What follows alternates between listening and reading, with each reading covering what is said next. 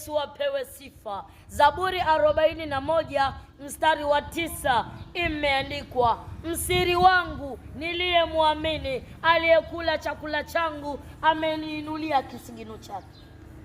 Yani msiri wako amekugeuka, mlioyaongea sirini umeyakuta kwa watu.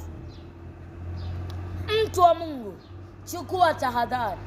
Usijieleze mambo yako kwa watu. Usimwamini mtu ukasema na muamini huyo ni mpendwa mwenzangu, tunasali wote. Naomba nikujuze kitu kimoja. Kanisani kuna magugu na ngano, na vyote vinamea kwa pamoja. Kuwa makini. Ndiyo maana baada ya kujieleza unayakuta yote kwa watu. Mfano upo katika Zaburi 55 mstari wa 12 imeandikwa, kwa maana aliyenitukana si adui yangu, kama ndivyo ningevumilia. Aliyenigeuka siye anichukiaye, kama ndivyo ningejificha asinione. Bali alikuwa ni mwenzangu, rafiki yangu ninayejuana naye sana.